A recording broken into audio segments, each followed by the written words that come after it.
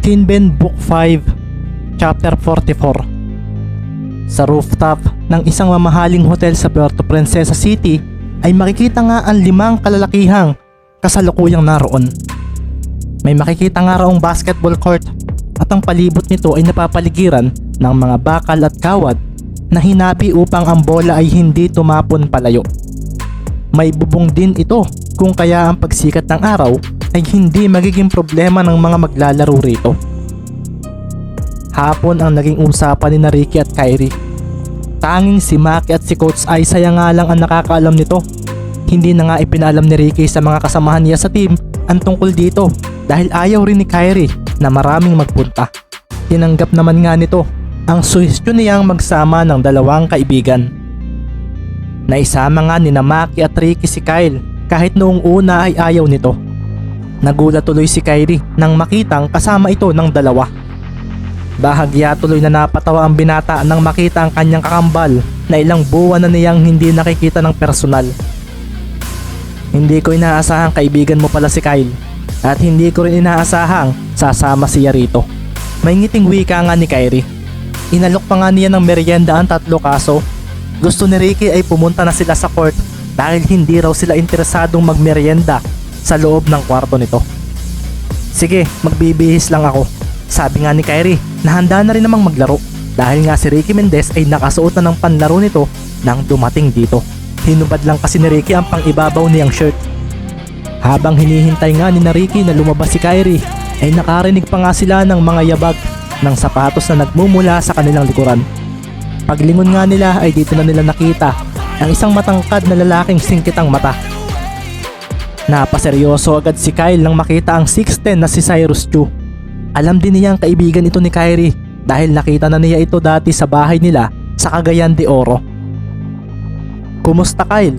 Sabi agad nito nang makita si Kyle na parang ibang tao na dahil sa kulay ng buhok nito at sa arite sa magkabilang tainga. Tama raw pala ang kwento sa kanya ni Kyrie na iba na ang pormahan nito ngayon. Malamig na tingin naman ang tugon ni Kyle dito. Ayos lang, ikaw? Ngumiti naman si Chu at nabaling ang tingin kay Maki Romero at Ricky Mendez. Ang liit nga pala talaga sa mga lapitan nitong si Mendez. Seryoso ba si Kyrie? Napapatulan niya ng laro ang maliit na ito? Naayos naman ako. Baka new team na next season ng Maharlika. Aalis na pala sa Rangers ang kakambal mo eh. Ako ang gusto niyang pumalit sa kanya. By the way, sambit pa nga nito at napatingin siya ng mabuti kina Ricky at Maki. Cyrus Chu nga pala. Basketball player din gaya ninyo. Sabi nito na inilahad pa ang kamay sa tapat ng 2. Maging ang 6'0" na si Maki ay nanliit sa harapan ng isang 6'10" ng oras na iyon. Maki Romero.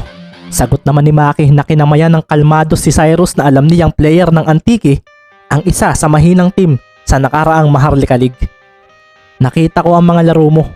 Malupit kang maglaro. Sabi nga ni Chu at pagkatapos noon ay sa nakangiting maliit na player naman siya napatingin. Ricky Mendez boss, sabi ni Ricky at kinamayan niya si Chu na napaseryoso nang mapatingin sa kanya. Seryoso ka ba lalabanan mo si Kyrie? Alam ko ring mahusay ka pero iba ang skills ng isang iyon. Sabi nga ni Chu at makikita naman ang pagsang-ayon ni Kyle nang marinig iyon. Wala naman boss mawawala kung matalo ako. Experience kasi ito para sa akin. Sagot naman agad ni Ricky at si Maki ay napangiti na lang. Hindi ka ba kinakabahan o natatakot kay Kyrie? Tanong pa nga ni Cyrus at makikita nga rin ang pagbukas ng pinto na nasa tapat nilang 4. Naroon na nga si Kyrie at nakasuot ng kulay dilaw na medyo orange na Cavs jersey at makikita nga sa likuran nito ang apelyidong Irving at ang numero na 2. Hindi rin boss, bakit naman ako kakabahan? Basketball ito, hindi exam. Sagot agad ni Ricky at napaseryoso na lang si Kyle sa sagot na iyon nito. Si Kyrie naman ay bagyang napangisi nang marinig din iyon. Pinapaatras mo ba siya Cyrus? Ako ang naghamon sa kanya at hindi naman siya tumanggi. Sabi nga ni Kyrie na pinasunod na ang 4 sa kanya. Naglakad na nga sila at makikita nga si Ricky na patingin-tingin sa paligid. Mukhang pang sosyalin daw ang hotel dito dahil ang mga dingding ay may nakalagay pang mga frames. Bawat pinto ay may makikitang halaman sa tabi at ang pinturang ang gamit ay parang bagong lagay kung pagmamasdan. Umakyat na nga sila ng hagdan At habang naglalakad nga sila ay dito na rin nagsalita si Maki Romero sa nasa unahan niyang si Kyrie Lastimosa. Baka gusto mo makipag one-on-one din sa akin after ng laro ninyo ni Ricky. Seryosong tanong ni Maki na inaasahan na rin naman ni na Ricky at Kyle. Kapag hindi ako natuwa sa laban namin ni Mr. Mendez, baka tanggapin ko ang alok mo. Sagot ni Kyrie at dito na nga nila narating ang isang pinto. Nang buksan nga ito ni Kyrie, ay agad silang sinalubong ng hangin na nagbigay sa kanila ng masarap na pakiramdam. Napatingin naman si Maki kay Ricky nang marinig iyon. Imposible yung mangyari sa isang ito. Nasabi na nga lang ni Romero sa sarili at ngayon nga ay nakita na nila ang paglalaroan nila ng basketball. Kinuha nga agad ni Kyrie ang bola sa gilid at pinatalbog ito para pakiramdaman kung okay ang hangin na inilagay niya kanina. Game na. Sabi agad nito na ikinangiti agad ni Ricky na marahan pang nag-stretching ng kanyang mga braso at binti matapos maibigay kay Maki ang kanyang dalang maliit na bag na naglalaman ng cellphone at pera. Napaseryoso pa nga si Kyle nang ngitian siya ng kanyang kakambal. Alam niyang inaasar siya nito. Napakuyom nga siya ng kamao at parang gusto niya itong upakan. Kaso nagsalita si Maki na nasa tabi niya. Kalma lang, nandito tayo para sa basketball. Baka naman magsuntukan pa kayong dalawa rito. Paalala ni Maki at si Kyle ay napatingin na lang sa kawalan. Hindi naman nga tumabi sa kanila si Cyrus na nasa kabilang gilid ng court. Pagkatapos noon ay makikita naman si Ricky at Kyrie sa may gitna ng court na nag-uusap. Race to 21, yun lang. Hindi naman ako mahilig sa pustahan. Pero if gusto mong may ganoon to add fuel sa ating laban, why not? Sabi nga ni Kyrie na pasimpleng napasulyak sa suot na sapatos ni Ricky. Kyrie 7 TV ang suot nito ah. Sabi nga ni Kyrie sa sarili. Ayos ang sapatos mo ah. Sambit nga bigla nito kay Mendez na biglang napangiti. Ha? Bigay sa akin ng tito ko. Tapos ito ang dinala ko rito sa Palawan. Ang gandang pang basketball. Natatawang sagot nga ni Ricky na napahipo pa sa kanyang poging black na sapatos. Ganyan din ang gamit ko sa Maharlika. Pero iyong Roswell Reagan na Roma green naman ang colorway. Sabi naman ni Kyrie at tumango naman si Ricky dahil hindi niya alam iyon. Wala pa kasi ako masyadong alam sa mga sapatos. Ginagamit ko lang kapag komportable ako. Tapos okay sa akin ang design. Hindi ko nga inaalam ang tawag o pangalan. Sa brands lang medyo may alam ako. Natatawang wika ni Ricky na ikinatango naman ang kanyang kasama na humarap na sa kanya habang hawak ang bola. Siya, game na. Sa iyo na muna ang bola. Sabi nga ni Kyrie at si Ricky naman ay napangiti ng sambutin ang bola mula rito. Nang patalbogin niya ito, ay napaseryoso siya nang makaramdam siya ng kung ano mula sa kanyang kalaban. Kalmado lang ito, pero ang datingang hatid nito sa kanya, may kakayahan itong magbigay ng kabog sa kanyang dibdib kung hindi siya magseseryoso sa labang ito. Talagang pinatulan mo ang Mendez na iyan, pero sige, papanoorin ko na rin. Sabi nga ni Cyrus sa sumandal na lang sa isang nakatayong makapal na bakal sa kanyang pwesto. Sinasabi ko Maki, walang magagawa yung si Mendez kay Kyrie. One-on-one na laban ito at hindi team game. Sabi naman ni Kyle at si Maki naman ay napailing na lang. Manood ka na lang, ang ingay mo masyado. Hayaan mo lang si Ricky dahil iyan ang gusto niya. Pinatalbog na nga ni Ricky ang bola at kalmado namang tumayo sa harapan niya si Kyrie na nakatingin lang sa kanyang mga paa at sa mga kamay. Maayos ang dribbling niya, mukhang sanay na at hindi na tumitingin. Sabi pa nga ni Kyrie sa sarili at mabilis nga siyang humabol nang biglang umatras ito mula sa kanya. Kukuha ka ng buwelo? Dagdag pa nga niya sa isip at mabilis na humarang ang isa niyang braso sa daraanan ng bola. Nakaabang naman ang isa kung magbabago ito ng direksyon. Makikita nga ring alalay lang din ang isang paa ni Kyrie para sa biglaang sidestep na pwedeng gawin ng kanyang kalaban. Alam ko ring mabilis ka, pero tingnan natin kung uubra iyan. Mababa ang naging dribbling ni Mendez sa kalaban niyang isang 6'4". Inilalayo niya ang bola mula sa palad nito dahil may kahabaan din ang kalis nito at mukhang nababasa raw ni Lastimosa ang kanyang galaw dahil sumasabay ito at hindi nagmamadali. Mahirap pakagatin sa fake ang kalaban kong ito. Sabi nga ni Mendez sa sarili. Kailangan ko sigurong gumamit ng hawi sa kanya. Bumilis nga ang galaw ng bola at dito na nga yumuko si Mendez at bumigla ng pagkaliwa. Pinatalbog din niya ang bola papunta sa kanyang kaliwang kamay at sinanggi ng kanang bahagi niya ang kalaban upang malampasan niya ito. Para akong bumangga sa pader, hindi siya napaatras. Sambit ni Ricky sa isip at isang biglaang step back ang kanyang ginawa. Nakalayo siya mula kay Kyrie kaso lumangit-ngit ang ilalim ng sapatos nito sa sahig ng court at napaseryoso si Ricky nang nasa harapan na kaagad niya ito. Hindi agad siya tumalon kaso mukhang hindi raw agad siya makakatalo ng maayos nito.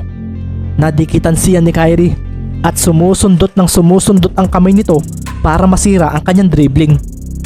Kita mo, hindi napapansin ni Mendez na hindi siya makawala sa depensa ni Kyrie. Sabi nga ni Kyle kay Maki, tama si Kyle, hindi makawala si Ricky. Kung hindi ka makakalusot sa depensa kong ito, mukhang walang magiging magandang laban sa paghaharap nating ito. Sambit nga sa isip ni Kyrie at sa pagkakataong ito ay tuluyan na nga niyang inagaw ang bola mula sa kalaban. Pasimple niyang binunggo si Ricky upang ang momentum ng kilos nito ay mapabagal niya. Nang mangyari naman iyon ay mas binabaan ni Mendez ang dribble sa bola at dito na siya yumuko at umatake. Isang duck in move ang kanyang ginawa. Nalampasan na niya si Kyrie kaso nakuha pa rin ito ang bola mula sa kanya. Pinatalbog agad ni Kyrie ang bola at sa pagbalik niya sa 3-point area ay doon na nga niya pinakawalan ito. Tinalon pa rin naman ni Ricky ang bola kaso hindi niya napigilan iyon. Pumasok ang tirang iyon at mabilis na 2-0 ang naging score. Kalmado pa rin si Lastimosa matapos iyon at sa pagbalik ng bola kay Ricky ay ginawa na naman niya ang kanyang naunang depensa kanina. Sa tuwing akalain ni Ricky na tagumpay ang kanyang crossover ay palaging nakukuha ng kalaban ng bola. 4 na sunod na ganoon ang nangyari at 4 na sunod din na pagtira sa labas ang ginawa ni Lastimosa. 8-0 na ang score at kung magpapatuloy raw ito ay isang effortless na pagkapanalo ni Kyrie ang mangyayari. Kita mo Maki? Sige nga, paano makaka-score iyang si Mendez kay Kyrie? Isa pa, nakikita mo bang nilalaro lang basta ni Kyrie ang labang iyan? Tanong nga ni Kyle kay Maki na napaseryoso sa nangyayari kay Ricky. Nakikita naman niyang magandang ipinapakita ni Mendez na galawan kaso mukhang si Kyrie raw ay magaling bumasa ng galaw nito. Marahil ito raw ang dahilan kung bakit kahit nalulusutan ni Ricky ito ay nakukuha pa rin ito ang bola. Isa na naman niyang steal ang nagawa ni Lastimosa at napailing na lang si Cyrus ng isang biglaang outside shot na naman ang ginawa ni Kyrie.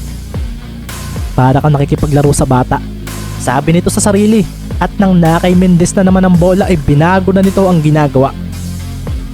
Biglang itinira ni Ricky ang bola at napaseryoso siya nang mabutaan siya ni Kyrie ng harapan. Supalpal nga lang ito kay Kyrie na seryoso pang pinagmasdan si Mendez. Ano, ramdam mo na ba ang agwat ng galing natin? Tanungan ni Kyrie sa isip at sa paglapag nilang dalawa ay doon na nga tumapon ang bola palabas ng court. Marahang napahinga naman ng malalim si Ricky matapos iyon. Bigla nga niyang naalala ang laban nila ni KA7 noon. Hindi rin siya nakapuntos noon at ang kaibahan nga lang sa pagkakataong ito ay parang walang kaseryosohan ang ginagawa ng kanyang kalaban. Hindi niya maramdaman na gusto siyang talunin ni Kyrie. Pakiramdam niya ay alam nitong hindi siya mananalo rito. Ibig sabihin, kapag nagseryoso ang isang ito ay baka sa kangkungan na ako pulutin. Tanong na nga lang ni Ricky sa sarili na biglang napangiti nang muli niyang patalbogin ang bola sa kanyang mga palad. Nakukuha mo pang matuwa sa nangyayari? Napapahiya ka na sa laban natin. Ramdam mo na ba na kahit hindi ako magseryoso ay hindi ka mananalo? Wika naman ni Kyrie sa isip habang nakadepensa kay Mendez. Bumigla nga si Mendez ng step back at forma na titira. Kaso kabisado na ito ni Kyrie at alam niyang fake ang gagawin nito. Hindi mo na pwedeng patalbogin ang bola.